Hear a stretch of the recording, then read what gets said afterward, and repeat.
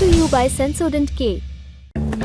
बस पैक नहीं है। SLS पैराफिन और दूध का करंट भी कौन? तो लाइफ का करंट ऑन? कुछ भी। तो ट्राई करके देख ले। सेंसोडेंट के टूथपेस्ट फॉर सेंसिटिव टीथ। देश की राजधानी दिल्ली की हालत किसी गांव से भी ज्यादा बदतर है। कई 100 करोड़ का बजट होने के बाद भी दिल्ली की हालत यह है कि किसी कोचिंग सेंटर के बेसमेंट में पानी भर जाता है और 3 मासूम छात्र जान गंवा देते हैं। दिल्ली की हालत यह है कि शहर में 3 जगह कूड़े के पहाड़ बना दिए जाते हैं और गाजीपुर में मौजूद ऐसे ही एक कूड़े के पहाड़ के पास खुले उफनाए मेनहोल में एक महिला अपने दुधमुहे बच्चे को लेकर के गिर जाती है और अगले दिन पता चलता है कि वो माँ अपने बेटे को सीने से चिपकाए चिपकाए मौत के आगोश में चली गई है। और ऐसा होता क्यों है? क्योंकि आपके टैक्स का पैसा लेकर के सरकारों और अधिकारियों को आपके लिए ही काम करने में शर्म आती है। एमसीडी के अधिकारी अपना काम नहीं करते, दूसरी जगहों के अधिकारी अपना काम नहीं करते, इसलिए ऐसी घटनाएं सामने आती हैं। और जब ऐसी घटनाओं की जांच की बारी आती है तो दिल्ली पुलिस बली का बकरा ढूंढती है, केस की घटिया जांच की जाती है और कारण पूछने पर पुलिस बहानेबाजी करती है, कहती है कि हम बहुत स्ट्रेस में केस की जांच कर रहे थे। ऐसा ही हुआ आज दिल्ली हाईकोर्ट में, जहां दिल्ली पुलिस के अधिकारी ओल्ड राजेंद्र नगर केस में लचर जांच के पीछे तनाव का बहाना बना रहे थे, लेकिन कोर्ट ने ये बहाना पकड़ लिया और पुलिस की क्लास लगा दी। और क्लास ऐसी लगी कि पुलिस के हाथ से जांच तो छीन ही ली गई, सीबीआई को दे दी गई, लेकिन कोर्ट में बस पुलिस की जांच पर ही नहीं, दिल्ली नगर निगम यानी एमसीडी की कार्यशैली पर भी सवाल उठाए गए। कहा गया कि आप कानून के आदेशों का पालन नहीं करते हैं। आज के ललन टॉप शो में हम इसी सुनवाई पर विस्तार से बात करेंगे, फिर चलेंगे सुप्रीम कोर्ट। वहां आज नीट यूजी केस में अदालत ने फैसला सुनाया और परीक्षा करवाने वालों के लद्दड़पन पर सवाल उठाए। उसके बाद सुध लेंगे संसद की कार्रवाई की और आखिर में दिन की सबसे जरूरी सुर्खियां। नमस्कार, अपन है कुलदीप और आप देखना शुरू कर चुके हैं दी ललन टॉप शो। सबसे पहले बात दिल्ली के ओल्ड राजेंद्र नगर केस की। आज दिल्ली हाईकोर्ट में इस केस की दूसरी सुनवाई थी। आपको हमने 31 जुलाई के ललन टॉप शो में बताया ही था कि कैसे कोर्ट ने इन सभी अधिकारियों को आज की सुनवाई में पेश होने के लिए कहा था। जज थे कार्यकारी चीफ जस्टिस मनमोहन और जस्टिस तुषार राव गेडेला।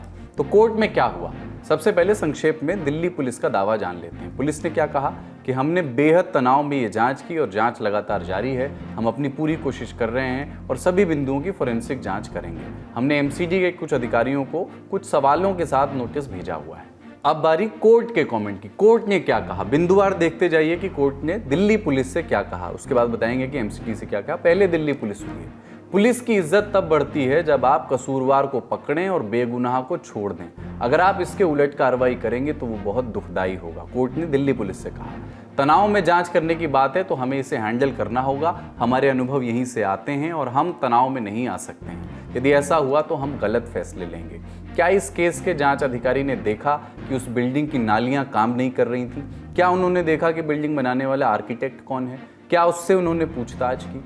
मौत का कारण था डूबना। बच्चे कैसे डूबे आपने अभी तक जांच की और आज 2 अगस्त है। आप ये बताइए कि बच्चे बेसमेंट से बाहर क्यों नहीं आ पाए? आप नोटिस भेजने के बजाय एमसीडी के ऑफिस जाकर के फाइल सीज कर सकते थे। आप पुलिस फोर्स हैं, पर क्या हैं? माफ़ कीजिएगा, लेकिन आपके पास अनुभव है, लेकिन आपने कुछ किया नहीं।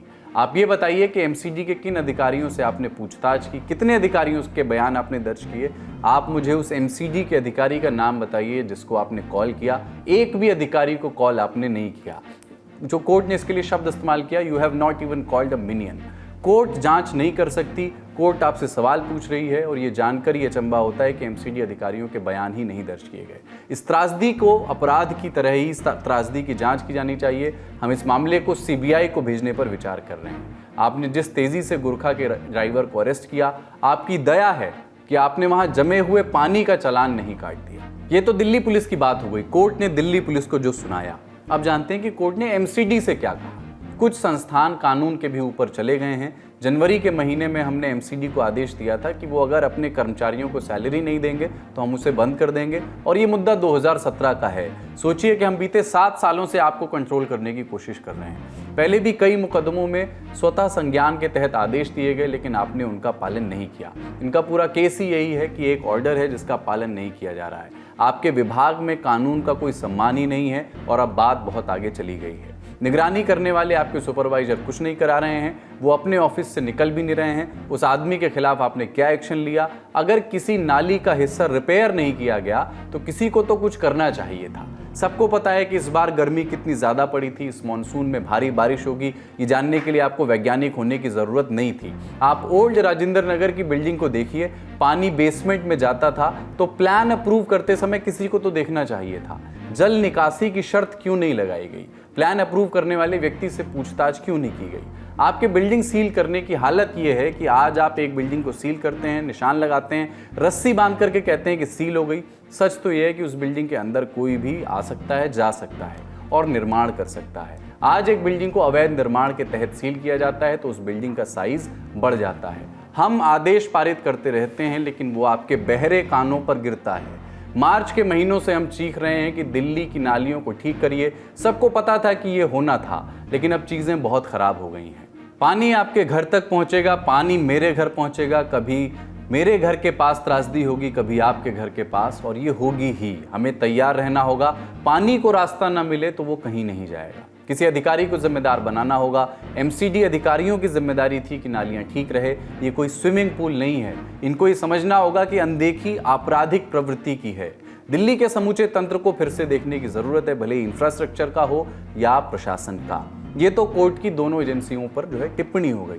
अब कोर्ट की बारी थी आदेश जारी करने की। तो कोर्ट ने क्या कहा? कोर्ट ने कहा कि हम ये जांच सीबीआई को ट्रांसफर कर रहे हैं। एमसीडी कमिश्नर ने खुद कहा कि उस इलाके में मौजूद नालियां खराब थी। वो ये भी मान रहे हैं कि नालियों पर अवैध निर्माण हो गया है। उन्होंने भरोसा दिलाया कि अवैध निर्माणों को जल्द हटाया जाएगा और एमसीडी अधिकारियों के खिलाफ कार्रवाई की जाएगी।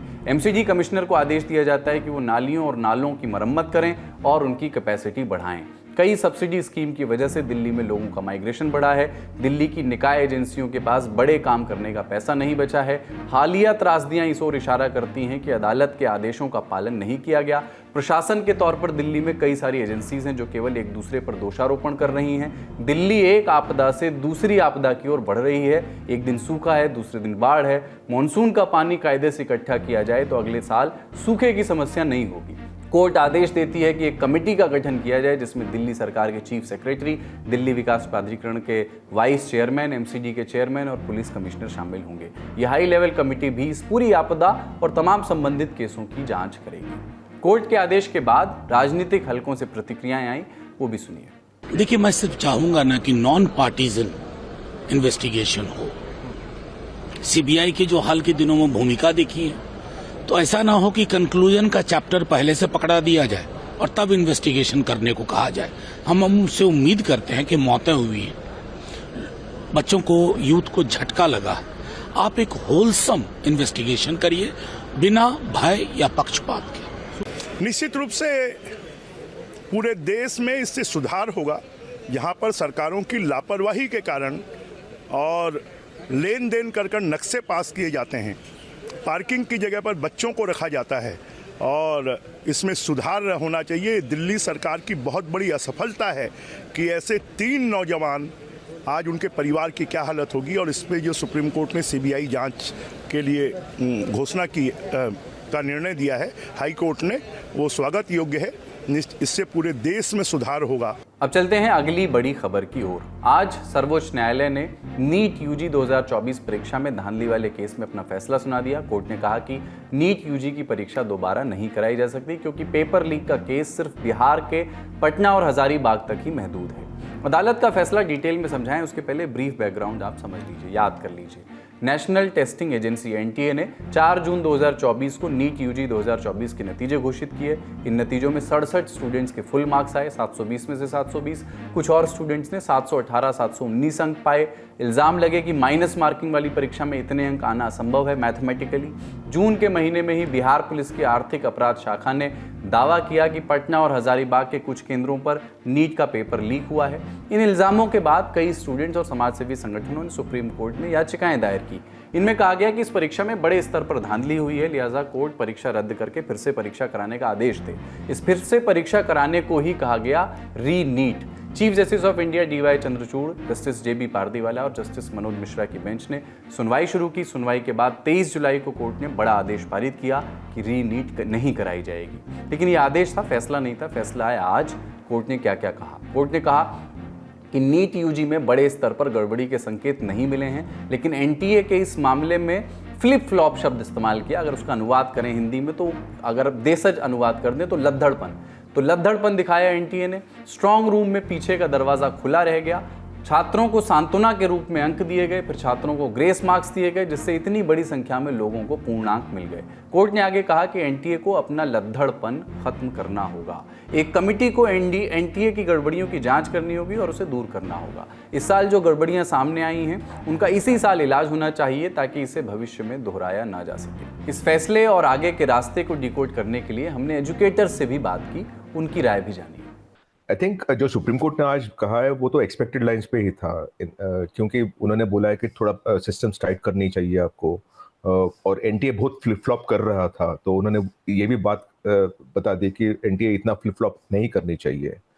और मोस्ट इम्पोर्टेंटली ये पूरे जजमेंट में एक बात आपको सामने आती है कि ब्रीच हमने किसी ने प्रूव नहीं कर पाई। हमने ये बताया कि बहुत लूज एंड्स है, और हमने ये बताया कि डेटा ये बताता है कि शायद उधर गड़बड़ हुई है, पर शायद बहुत बार पॉसिबली आ रहा था। No one has been able to prove कि there has been a breach of the thing। ये भी बताया कि राधाकृष्ण कमेटी जो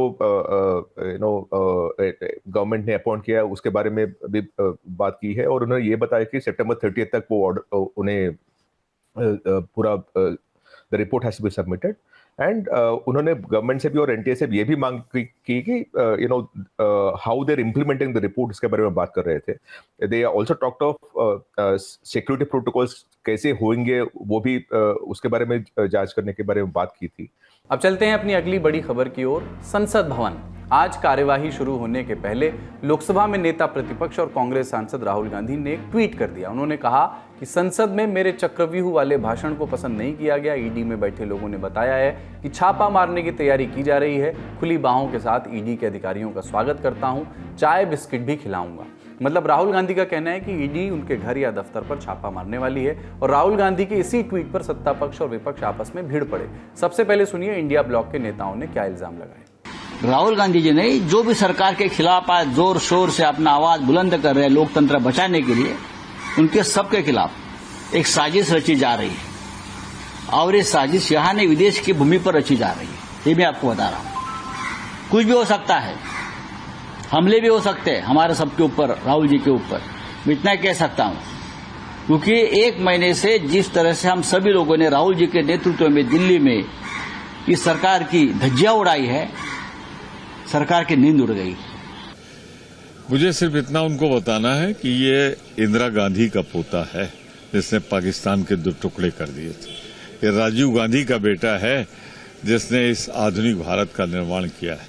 न इसे डरा सकते हो, न इसे परेशान कर सकते हो, न झुका सकते हो। ये साहसी है, निडर है। पहली बार देखने को मिल रहा है लोकसभा में कि एक बहादुर नौजवान देश के किसानों मजदूरों की समस्याओं को उठा रहा है, नौजवानों की समस्याओं को उठा रहा है, बेरोजगारी महंगाई के खिलाफ बोल रहा है। चक्रव्यूह में जो तुमने बनाया है ना, तोड़ के वो निकल जाएगा। डर लग रहा है ना उससे। विपक्ष के आरोप आए तो सत्ता पक्ष के नेताओं ने जवाब भी दिया। देखिए, राहुल जी के बारे में हम क्या कहें, उनकी किसी बात का ना कोई तुक है, ना कोई ढंग है, और ना ही कोई हमें समझ ही आती है उनकी बातें। और आपने भी देखा है ये जो चक्रव्यूह कहना। अपने मुंह मियां मिठो। ईडी तो चोर के ऊपर रेड करती है ना, भ्रष्टाचारी के ऊपर रेड करती है। यदि उनको लगता है कि उन्होंने भ्रष्टाचार किया है तो ईडी रेड करेगी, लेकिन यदि उन्होंने भ्रष्टाचार नहीं किया है तो ईडी किस बात के लिए रेड करेगी। कारण यह है कि वायनाड में कांग्रेस के कार्यकर्ता फेल हो गए हैं, कांग्रेस फेल हो गई है, कांग्रेस की नीतियां फेल हो गई हैं, और जो इंडी गठबंधन है उसकी सरकार है। आज यदि भारत सरकार नहीं होती तो वायनाड में जो है लोगों का जान नहीं बचता। जिस आरएसएस को गाली दे रहे हैं वो आरएसएस के वॉलंटियर उसमें लगे हुए हैं, कांग्रेस के एक वॉलंटियर नहीं लगे हुए हैं।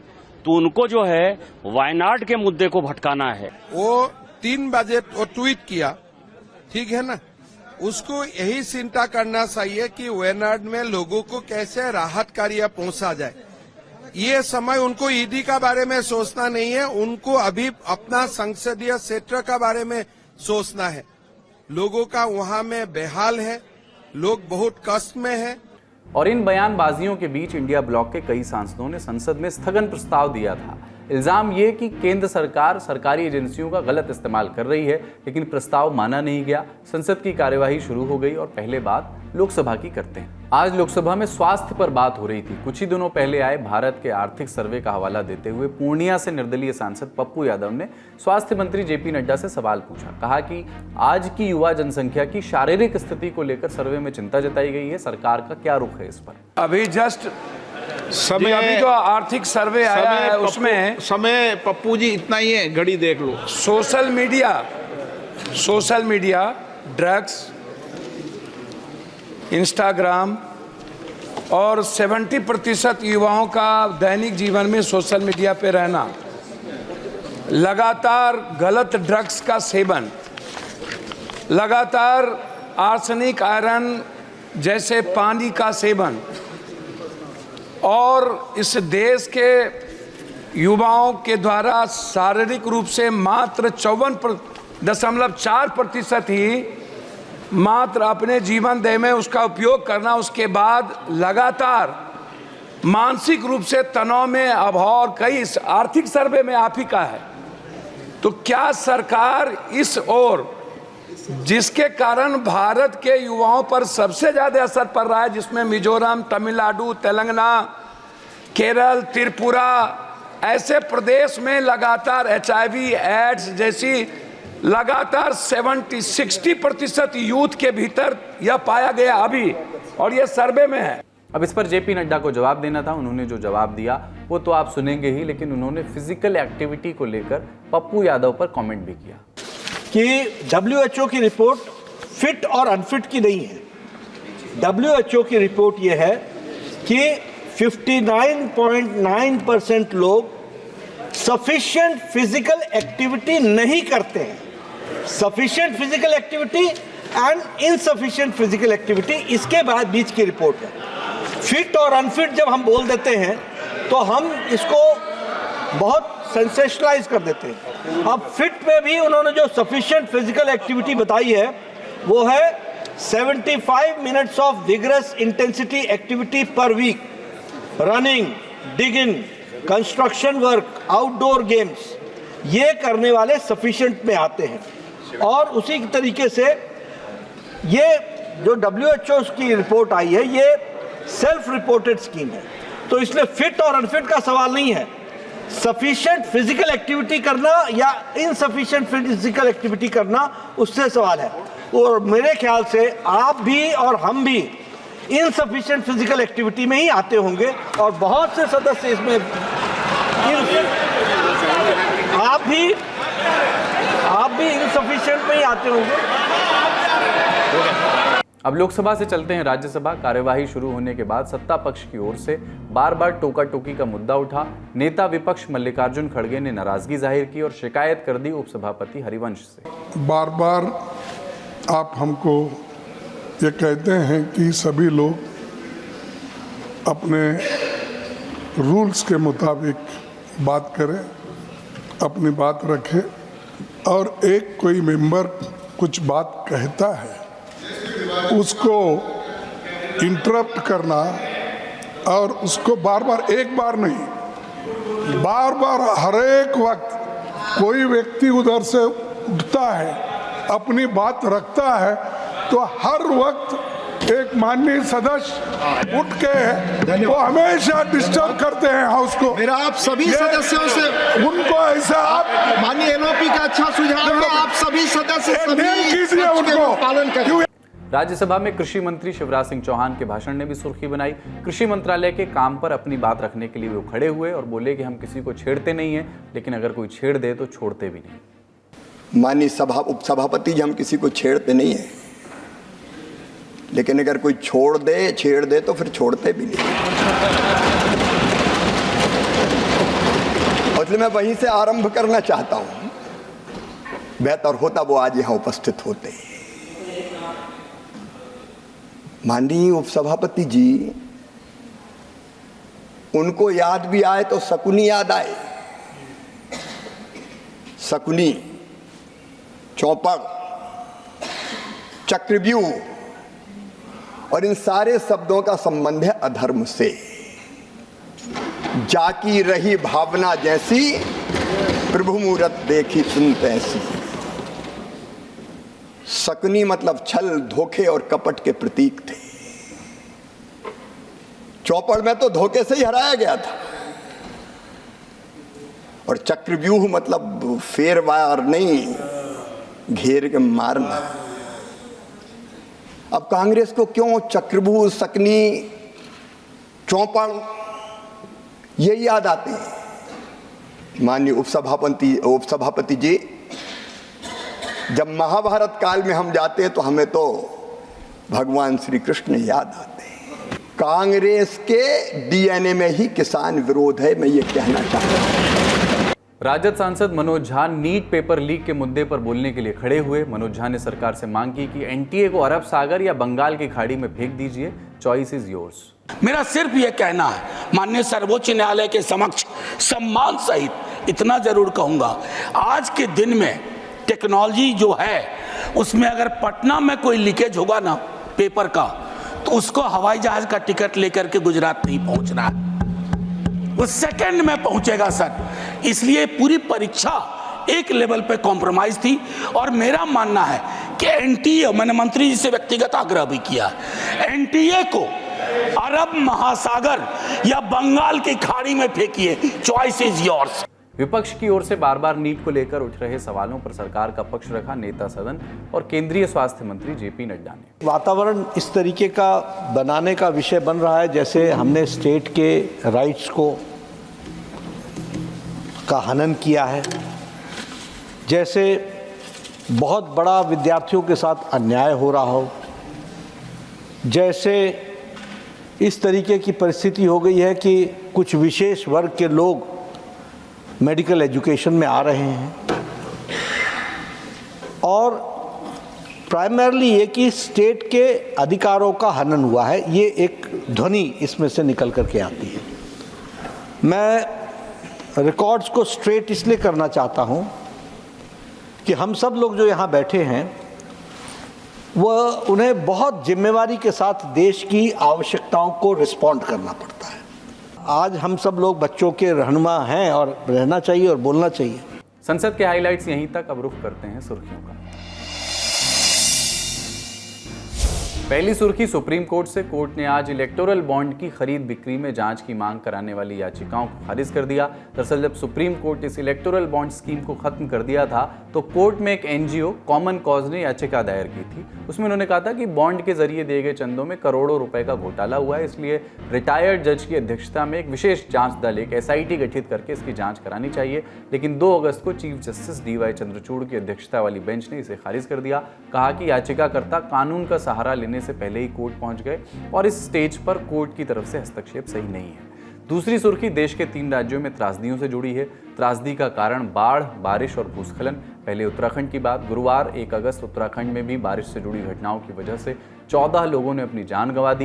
इनमें एक ही परिवार के 3 लोग शामिल हैं। राज्य के कई पहाड़ी इलाकों में बाढ़ जैसे हालात हैं। केदारनाथ में कई जगह सड़कें कट रही हैं। केदारनाथ यात्रा मार्ग पर फंसे करीब 3300 लोगों को रेस्क्यू किया गया है। इनमें से 700 लोगों को एयरलिफ्ट करके सुरक्षित स्थानों पर लाया गया है। हिमाचल प्रदेश की बात करते हैं। दैनिक भास्कर की खबर के मुताबिक 1 अगस्त को हिमाचल प्रदेश में 5 जगह बादल फटने से 53 लोग लापता हो गए। इनमें से 5 के शव बरामद कर लिए गए हैं, जबकि 48 लोग अब भी लापता हैं। उनकी तलाश में एनडीआरएफ, एसडीआरएफ, पुलिस और होमगार्ड जवान सर्च ऑपरेशन चलाए हुए हैं। मंडी की चौहार घाटी के राजवन गांव में भी 7 लोग लापता हैं, 3 शव मिले हैं। कुल्लू के बागीपुल में भी 7 लोग लापता हैं। इनमें महिला समेत 2 के शव मिल चुके हैं, जबकि 5 अभी लापता हैं। हिमाचल के बाद केरल की बात करते हैं। वहाँ वायनाड में तेज बारिश के बाद लैंडस्लाइड में मरने वालों की संख्या अब 313 हो गई है। 130 लोग अस्पताल में हैं, जबकि 200 से ज़्यादा लोग अब भी लापता बताए जा रहे हैं। राहत कार्य अब भी जारी है। मौसम विभाग ने 2 अगस्त को अगले 48 घंटों के लिए रेड अलर्ट जारी किया हुआ है। आज के ललन टॉप शो में इतना ही। अपना और अपनों का ख्याल रखिए। देखते रहिए दी ललन टॉप। शुक्रिया, शुभ रात्रि।